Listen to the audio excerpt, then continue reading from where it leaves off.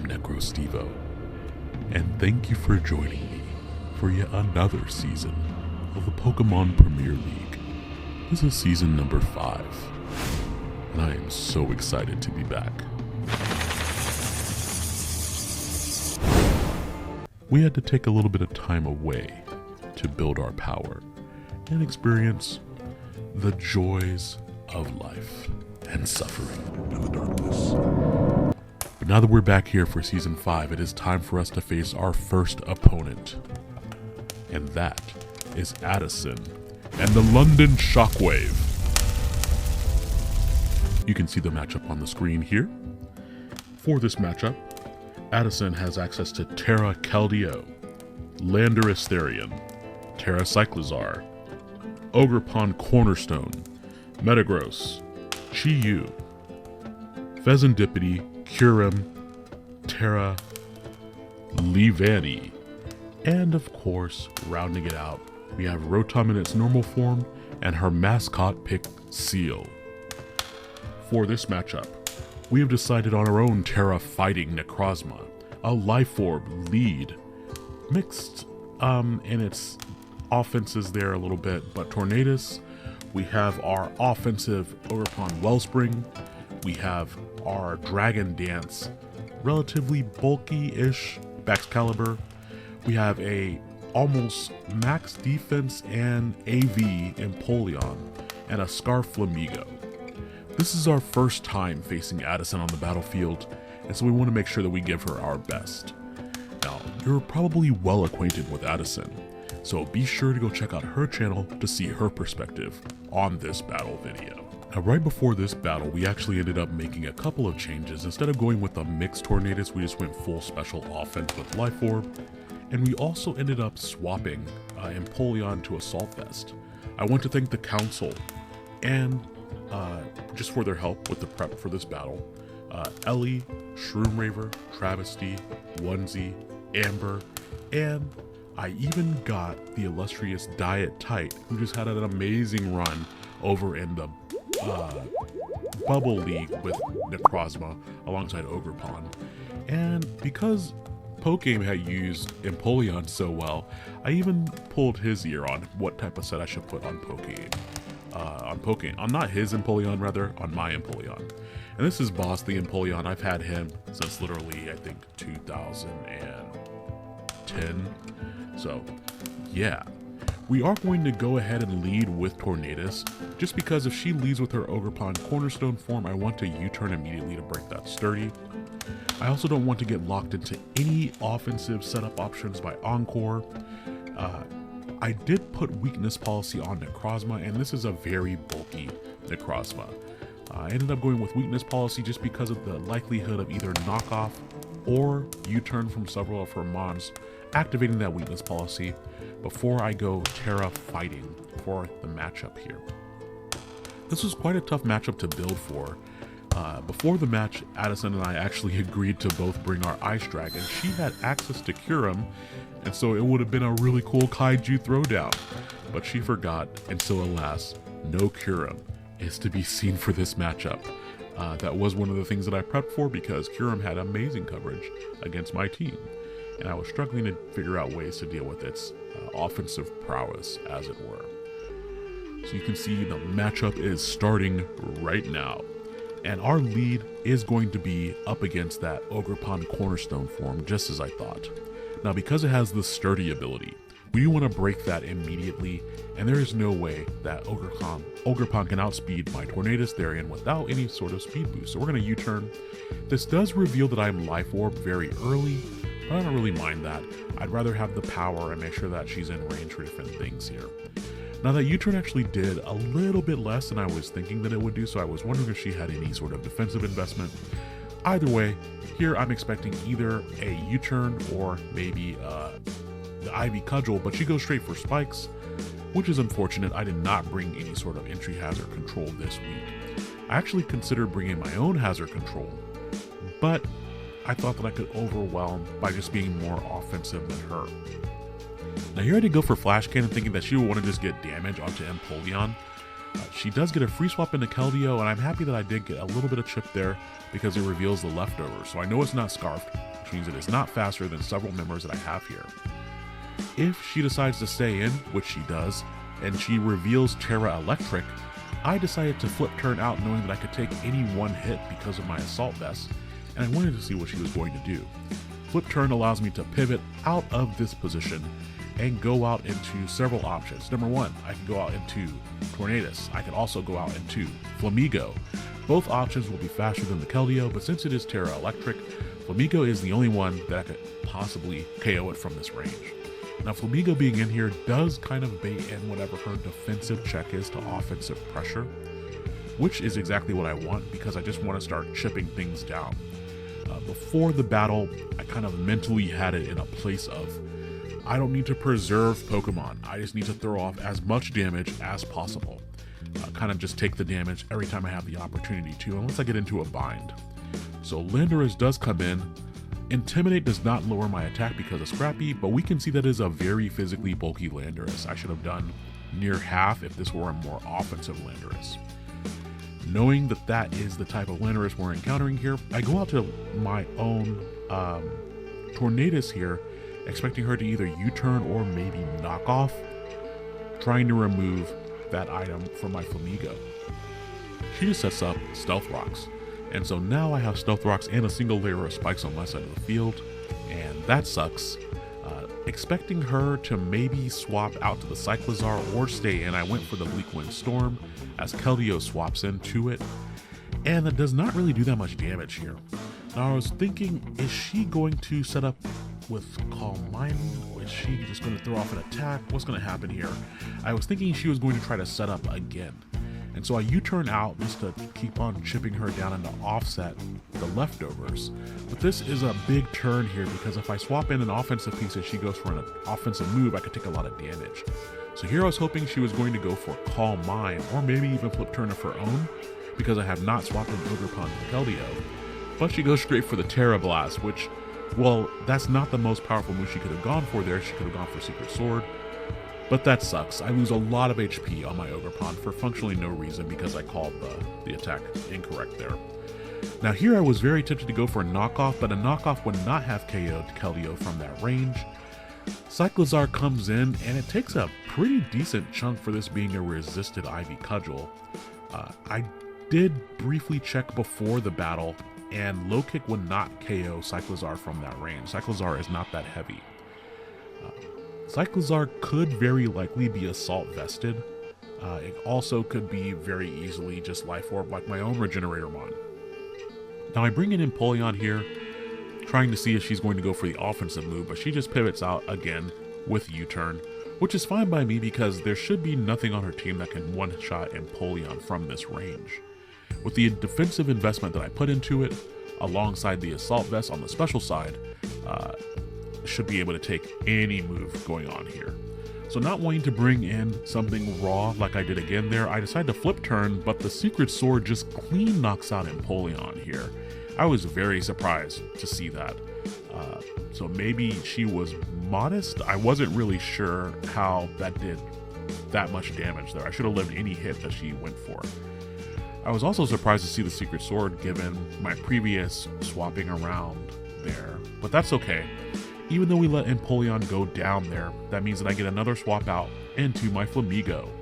Once again, this is going to most likely bait in that Landorus. But again, that's what I kind of want. I could have gone for the Brave Bird here, but I did not want to risk just Brave Birding into the Keldeo and just getting KO'd by another Terra Blast. So Landorus does come back out, and another close combat means we're going to take another round of Rocky Helmet. However, if this interaction happens 2 more times, the Landorus is dead. Granted, after the Stealth Rock, if this interaction happens 2 more times, I will also be dead after the Stealth Rocks and the Rocky Helmet chip. So not great, but it's also very easily in range of any sort of Ice Shard option that I want to go for here. Now I make a bit of a weird play here because I was thinking she would go for a knockoff or U-turn, so I wanted to get out into my bulky Necrozma on a knockoff ideally, activate my weakness policy, and then began to threaten because I could either continue setting up with Calm Mind or Moonlight to get my health back. I also thought that I was well out of range for anything that her offensive pieces wanted to do, and she surprises me by going for the U-turn there. I really thought a knockoff was going to come out.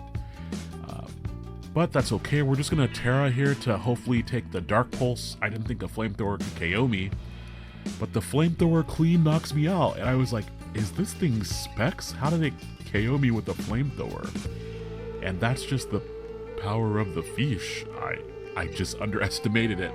I did do calcs before the battle. I wasn't really calcing during the battle.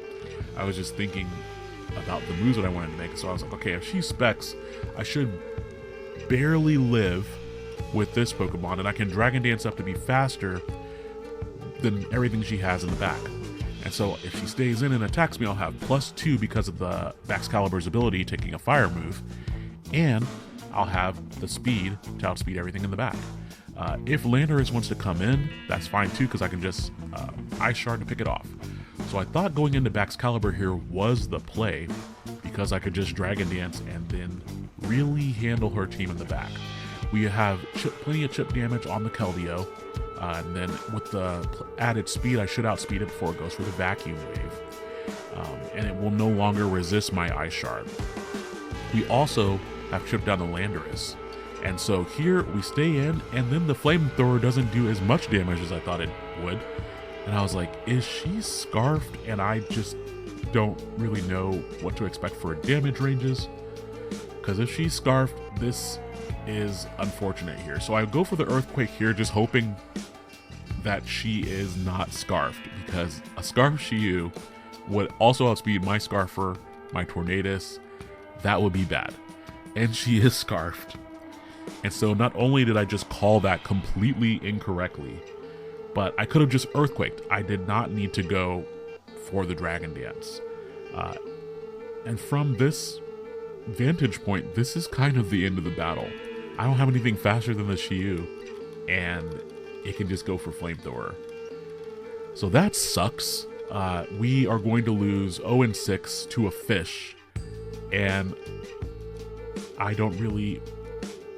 This is not the battle that I wanted to start the season with, obviously. I guess some time away going and doing OLR, and then I'm in a monotype league and all these other things. What we see here is what normally happens to me at the start of any draft league. For some reason, whenever I start PPL, I usually lose my week 1. I did not want to lose this badly. I thought I brought a really good team, but man, calling that Scarf incorrectly just cost me the whole battle there. All I had to do was Earthquake. Earthquake would have killed this Shiyu, and then at least I would have not been an 0-6.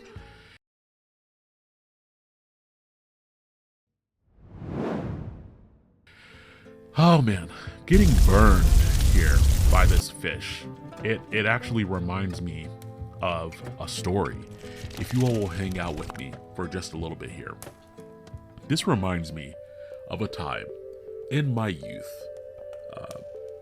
Young Steven in high school, freshman year of high school, we had to do an experiment having to just basically, I don't know if you all had any of those little like the tanks or the water bottles where you put like a small plastic bottle or a ship or something, like a little piece inside, and because of the mixture that you put in it, it wouldn't fall beneath or stay beneath the liquid mixture inside. So not only an illustration of the tension of the bottle, of the water contents or whatever, or the solution that you have in there, but also oil and water not mixing properly, and just being able to understand the different concepts in the fluid dynamics there, right? So I had my experiment that we did at school. I had it in my backpack, and usually back then I'd also have a bottle of water on me. The experiments that we did at school were also in bottles of water. And so, of course, I get home from school, immediately go to do chores, finish up my chores, I'm hot, reach into my water bottle, backpack there, and I in the dark, I grab it, I pull it out, I take an enormous swig of refreshing water.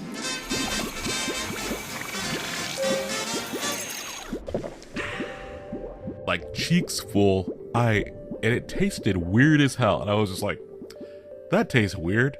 And so as my cheeks were full of what I thought was just regular water, I was like, this tastes bizarre. And so I hold it in my hand, and I look at the water bottle and I was like, that's my science experiment. And in my surprise, I swallow.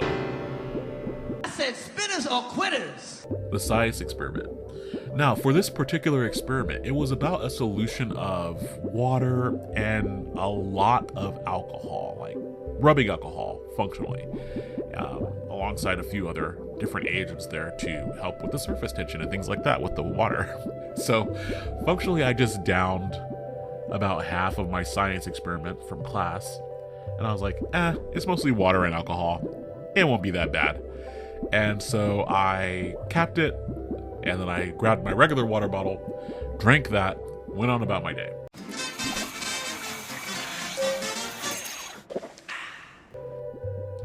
Now, ladies and gentlemen at home, I don't know if you know this, you're not supposed to drink rubbing alcohol. That's not supposed to go into your stomach. In addition to that, if you ever imbibe that much rubbing alcohol, you should tell an adult. You should call poison control.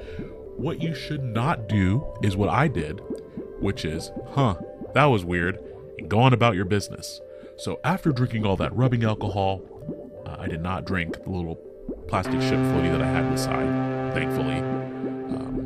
But I'll share another story later on where I almost choke on something. Anyways, though, I just ended up just walking away from it. Hours later, I go to bed, and my stomach's doing that, like, that bubbly feeling, like when it's just like Taco Tuesday, you eat way too many tacos because they're like Taco Bell level tacos, and they're not good for you, but you have them because they're cheap. You have them because they're there. You have them because you're broke, like whatever the reason is. My stomach is doing that, and I was like, oh man, that's really weird. I don't really, like, dinner was normal. I don't know why my stomach's being so weird. And once again, I didn't do anything. As a stupid freshman in college, I was just like, that's weird. Hours later, I am woken up by the worst abdominal pain that I have experienced in I think up to my life at that point. And I am literally unable to get out of the bed. So I end up rolling out of bed and falling from the bed to the floor, just like whump, just falling all the way down there, and then crawling to the bathroom because I cannot stand up. I'm doubled over so hard. So I'm just doing all this in the dark. Fortunately, because of my weird eyes, I could see pretty well in the dark. But this was a newer house that we had moved to, so it's not like I knew my way around that well. So I crawl all the way over to the bathroom, and I am unable to throw up. I'm unable to do anything. So I'm just like, porcelain gods, please save me. And so I'm just hugging the toilet, not really sure what to do. Finally, eventually, I'm able to get all that stuff out of me. Won't go into the details of how. But it was such that I ended up crawling back to the bed and sleeping on the floor beside the bed because I could not get into the bed. Cut to the next morning, my dad opens the blinds and kicks me to wake me up, and he's like, what are you doing on the floor? And I was like, am I alive? Am I okay? And I didn't have any more pain. Independently, I did end up calling poison control, saying, hey, this is what I drank. Do I need to do anything? And they were like, you should have called us when you drank it. There's not much we can do now. We recommend that you go to the doctor. And I was just like, nah, I think I'm good. I don't want all that smoke from my parents. So, as much as Chiyu caused a burning sensation for me in this battle, that was not the first time that I've had that terrible, searing, burning discomfort in my gut. I hope you all at least enjoyed this story because that battle went by incredibly quickly. We are going to have to bounce back something fierce to not have our season start out like this. Like, I cannot do this poorly in a battle again this season. So, if you all stayed for the story time, thank you. If you stayed for the battle, thank you. But most of all, I'll see you next time. And I hope you have a wonderful night. Talk to you soon.